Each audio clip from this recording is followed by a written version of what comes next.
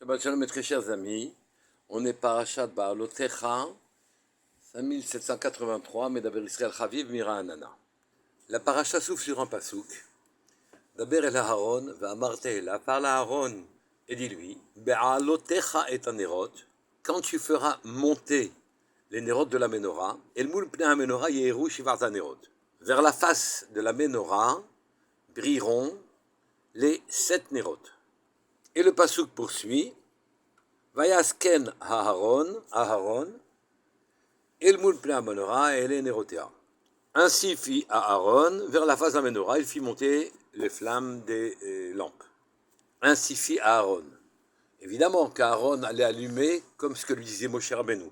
Qu'est-ce que ce passage veut souligner? Rashi dit le shvach, la louange d'Aaron qu'il a fait comme ce qu'Hachem avait dit à Moshe Rabbeinu. Mais évidemment qu'il allait faire comme ça. Qu'est-ce que veut dire Rashi? Une autre question se pose. La Gemara Shabbat a expliqué que la menorah était formée de la manière suivante. 3 branches d'un côté, 3 branches de l'autre, et le canet central, l'axe central sur lequel il y avait encore une lumière, ce qui faisait 7 nérotes. Si la menorah était orientée, comme depuis l'entrée jusqu'à la parochet, elle était orientée donc est-ouest. Et que le nerf Ma'aravi était, disons, le nerf central. Ou plus exactement, le nerf le plus proche de la parochet. Et d'après la Gemara, le nerf Ma'aravi brûlait 24 heures, on allumait les nérotes de la menorah du jour d'après à partir de la mèche du nerf Ma'aravi qui restait allumée. Je m'explique. On mettait exactement la même quantité d'huile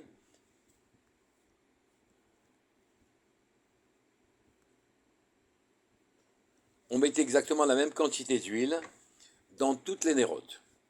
Mais et on mettait une quantité d'huile qui lui permettait de brûler même les plus longues nuits d'hiver. Et à partir de ce moment-là, au matin, naturellement, 6 nérotes sur 7 s'éteignaient, restait allumé le ner Ma'aravi, qui durait jusqu'à l'après-midi. Et à partir de ce ner Ma'aravi, on rallumait pour le jour d'après les nérotes, en fin d'après-midi. Quelle était la signification de ce miracle? La Gemara avait posé la question de savoir qu'est-ce qu'au fond une lampe faisait dans le Mishkan, Hachem étant la lumière du monde, ayant éclairé les bénis d'Israël pendant 40 ans dans le désert, est-ce que dans sa maison il y avait besoin d'une lumière? Et donc, la menorah n'était pas là pour éclairer dans la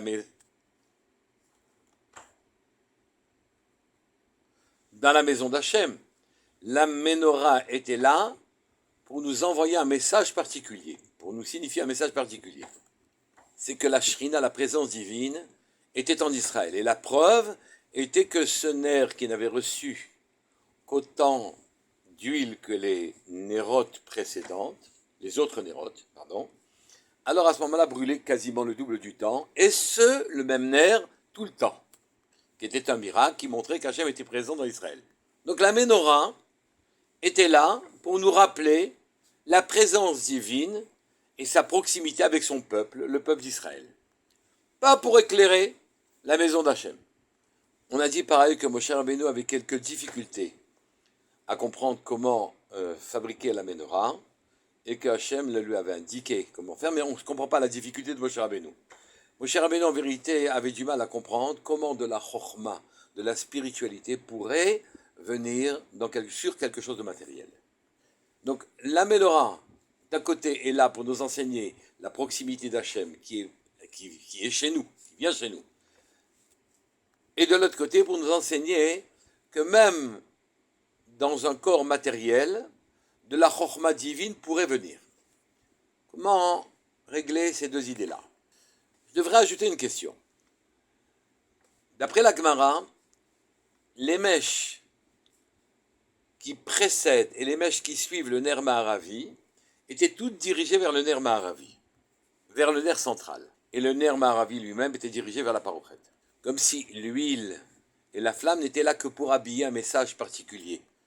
Sur la terre, les choses se passent avec de l'huile et avec du feu, mais en vérité, notre flamme est tirée de la parochet où se trouve le Haron, tirée de la Torah. Mais au-delà de ça, il y a un autre problème encore. C'est que marqué, il y a Iru Shivat Anerot. El Moul Pnei Hanorah, il y a Iru Shivat Anerot. Vers la face de la menorah brilleront les sept Nerot, les 7 bougies. En vérité, on aurait dû dire que 6 bougies brûlées vers la face de la menorah, pas 7. La face de la menorah étant le canet central, l'axe central. En vérité, il n'y avait que 6 bougies, 6 mèches qui étaient dirigées vers elle. Il n'y a que 6 mèches qui étaient dirigées vers elle. Donc le passouk aurait dû dire, et éclaireront ces 6 mèches, moul pnei menorah, vers la face de la menorah. Pourquoi 7? Seuls 6 éclairés en direction de la face de la menorah. Pour bien comprendre cela, on doit regarder le Zohar sur la paracha.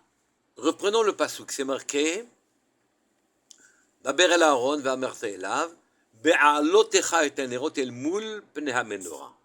Be'alotecha, quand tu feras monter les flammes. Le langage le plus adapté aurait été de dire be'adlikcha. En vérité, quand tu allumeras les nérotes. Qu'est-ce que ça veut dire? Tu feras monter les nérotes. D'après le pshat, naturellement, on en tire des halachot. C'est qu'il y avait quelques marches, et Aaron, quand il allumait la menorah, devait monter ces marches, be'alotecha, dans ta montée. On dit aussi qu'il devait allumer la flamme de telle sorte qu'elle monte par elle-même, jusqu'à temps qu'elle monte par elle-même. Voilà pourquoi c'est marqué be'alotecha. De notre côté, dans la paracha Tetzavé, où on parle aussi de la menorah, c'est écrit ve'iktir alav Aaron Ktoret samim baboker behetivo et anerot yaktirena. Lorsque Aaron allumera la menorah l'après-midi, il fera en même temps monter, enfin juste au même moment monter les encens, brûler les encens dans le Mishkan. L'encens et les flammes ont le même mouvement de bas vers le haut. La fumée monte et les flammes montent. Et le Zohar précise tout ce qu'il y a dans le monde d'en haut, il y a aussi dans le monde d'en bas. Donc d'abord, on apprend qu'il y a un monde d'en haut et qu'il a suggéré tout ce qui existe sur Terre. Suggéré et formé tout ce qui existe sur Terre. Il y a des anges en haut et il y a les Bnei Israël en bas. Il est écrit Ose Malachav Ruchot, il a fait de ces anges quelque chose d'éthéré, du vent, de l'air, oui.